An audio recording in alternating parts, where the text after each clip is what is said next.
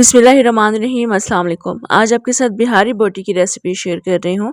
मज़ेदार सा इसका ऑथेंटिक बिहारी मसाला बनाऊंगी और इस बिहारी बोटी को मैं पैन में तैयार कर रही हूँ। बिहारी बोटी अंगीठी पर भी बनाई जाती हैं, गलावटी बोटियाँ होती हैं वो वैसे ही सेम उसी तरीके से बनेगी।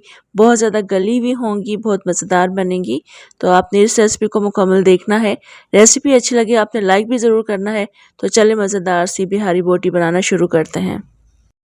बिहारी बोटी बनाने के लिए यहाँ मेरे पास 1 किलो बीफ है। ये बड़ी बोटियाँ थी जिसको मैंने छोटे पीसेस में काट लिया, पतले पीसेस में काटा है, यानी स्ट्रिप्स की फॉर्म में काट लिया ताकि जल्दी से गल सकें, क्योंकि हम इन्हें पैन में बनाएंगे। और पैन में बनाते वक्त ख्याल रखिएगा आपने इसमें क्या क्या चीज़ें शामिल करनी ताकि जल्दी से गल जाएँ।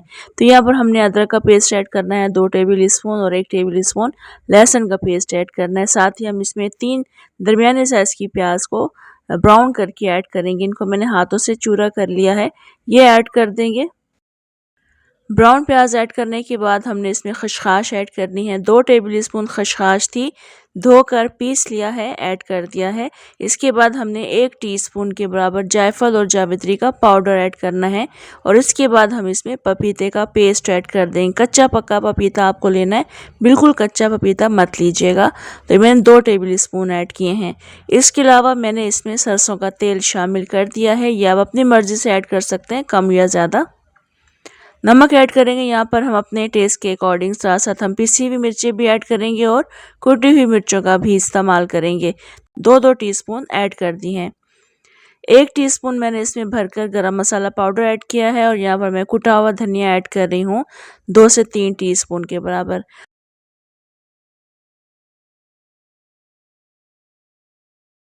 यहाँ पर हम बेसन शामिल करेंगे तकरीबन 3 से 4 टेबल स्पून भर के। भुना हुआ बेसन है, आप इसमें भुने हुए चनों का पाउडर बनाकर भी शामिल कर सकते हैं।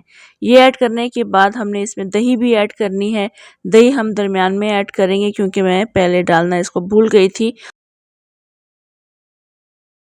दही मैंने 1 पाव ली है, यानी 250 ग्राम्स के बराबर दही है। इसको अच्छी तरीके से बीट करेंगे, बीट करके ऐड करेंगे। इस बिहारी बोटी में दही ऐड की जाती है, टमाटर का पेस्ट ऐड नहीं किया जाता।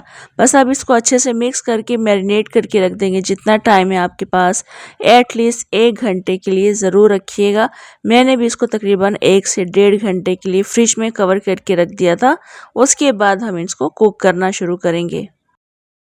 तो यहाँ पर आप देख सकते हैं मैंने मिक्स कर लिया अच्छे तरीके से। इसको मैं कवर करके रख दूंगी फ्रिज में। इस वक्त अगर आप इसमें धुआं लगाना चाहते हैं, धुआं लगा सकते हैं, बाद में कुक कर सकते हैं, लेकिन मैं इसको कुक करने के बाद इसमें धुआं लगाऊंगी।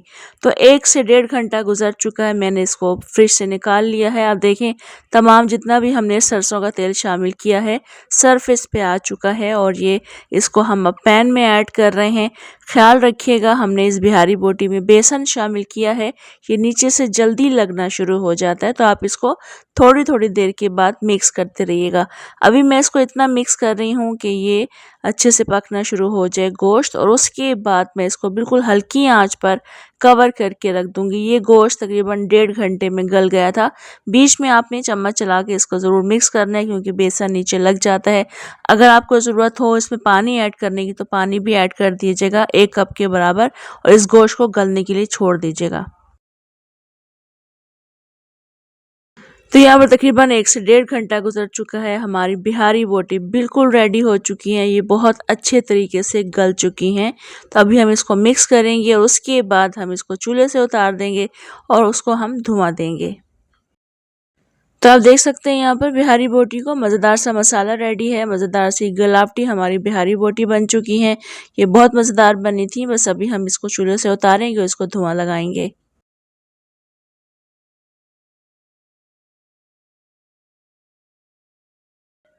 देखता हुआ कोयला रखेंगे और यही ऑयल मैं जो बिहारी बोटी में आपको नज़र आ रहा है ये मैं इसके ऊपर ऐड कर दूंगी और इसको कवर करके रख देंगे जितनी देर के लिए धुआं पसंद करते हैं।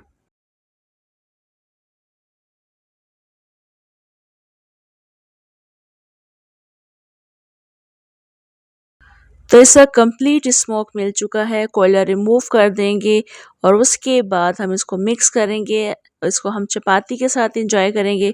साथ साथ इसके लिए अच्छी वाली प्याज काटी जाती है और इसको हरे रायते के साथ सर्व किया जाता है। ये बहुत बहुत ज़्यादा मज़े की बनी थी। सेम रेसिपी से ट्राई कीजिएगा, आपको बिहारी बोटी का मज़ा आ जाएगा।